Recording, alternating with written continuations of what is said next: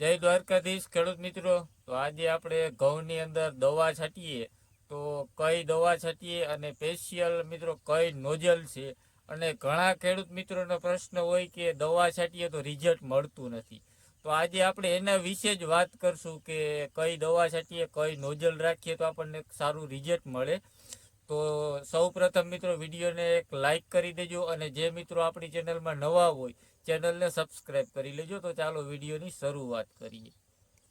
તો મિત્રો દવાની આપણે વાત કરીએ તો આ આપણી પાસે એક છે એફએમસીનું છે, આ તમે જોઈ શકો અલગ્રીપ કરીને એક એફએમસીનું છે, અને એક આ આપણે ડીસીજીએલનું છે આત્મા જ છે. તો આ આપણે બે દવાનો આપણે અત્યારે સ્પ્રે કરી રહ્યા છીએ.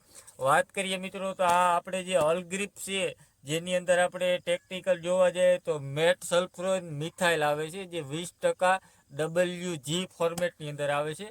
તો આનું મિત્રો કામકાજ રહે કે તમારે જો ગોળ પાંદવાળું જે ખળ હોય એ જ ખાલી સાફ થાય, જેમ કે તાંજરીઓ હોય એવા બધા ખળ હોય, અથવા ઘઉંની અંદર તમારે ગઈ સાલની અંદર ધાણા વાવેલા હોય તો ધાણા ને એવું જે ગોળ પાંદવાળું જે ખળ હોય એ જ આની અંદર અલગ્રીપની અંદર સાફ થાય. અને આપણે વાત કરીએ મિત્રો આત્મા જ છે, તો આની અંદર ક્લોડીના પ્રોપાલ જેલ આવે છે 15% WP ફોર્મેટની અંદર. આની અંદર મિત્રો શું થાય, જે તમારે પટ્ટી પાંદવાળું જે ખળ હોય કે કારિયું ખારિયું આ તે એ બધા ખળ હોય તો એ હાવ સાફ કરી દે. અને આપણે મિત્રો આનું જોવા જઈએ તો આની અંદર તમે જોઈ શકો આની અંદર આ પાઉચ નીકળે છે. પાઉચનો મિત્રો કઈ રીતના કરવાનો, અહીંથી એક આપણે પાઉચ કાપી અને આપણો પંપ આખો પાણીનો ભરાઈ જાય તો એ પાઉચ એક નાખી દેવાનું, આપેલું એની મેળ જ ઓગળી જાય છે. અને આપણે હવે આ એફએમસીનું વાત કરીએ તો આનું આપણે સ્પેશિયલી દ્રાવણ કઈ રીતના કરવાનું, તો આની અંદરથી મિત્રો આપણે આ રીતના બે આપણને પાઉચ જોવા મળશે.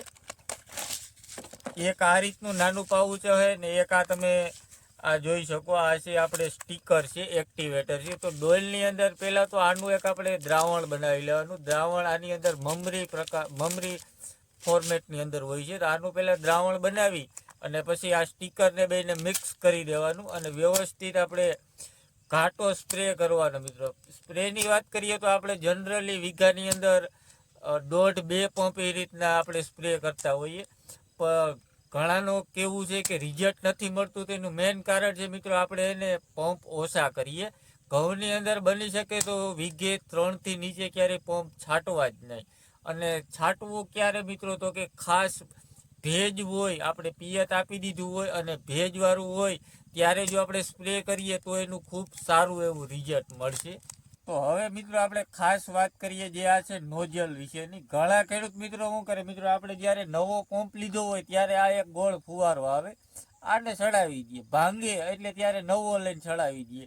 બાકી ખડની દવા છાંટતા હોય કે ગમે એ છાંટતા હોય, કીટનાશક, ઈયળની, ફૂગનાશક, કોઈ પણ એક જ ફુવારાથી આપણે દવા છાંટતા હોઈએ. તો હંમેશા એક વસ્તુ યાદ રાખજો મિત્રો, ઘઉંની અંદર ને કોઈ પણ પાકની અંદર આપણે ખડની દવા છાંટતા હોઈએ ત્યારે આ પ્રકારનો ફુવારો જ લઈ લેવાનો. આ તમે પટ્ટી ફુવારો આને કહેવાય. આની અંદરથી આ ફુવારાની અંદર મિત્રો શું થાય, આની અંદર 5-6 આની અંદર હોલ હોય તો આનું પાણી નીકળશે અને આખું છૂટું, જેમ આપણે ઝાકર જેવો સ્પ્રે થતો હોય એનું જેવું થાય.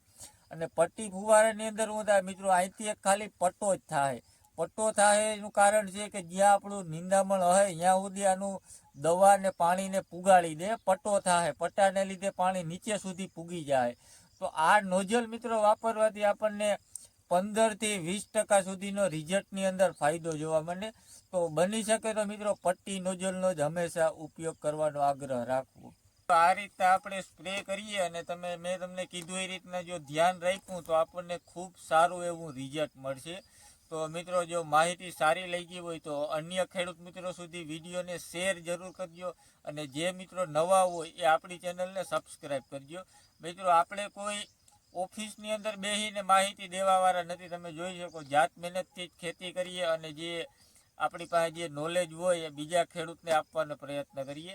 તો જે નવા હોય ચેનલને સબસ્ક્રાઈબ કરી લેજો અને વિડીયોને બધા ખેડૂત સુધી શેર કરી દેજો. ધન્યવાદ.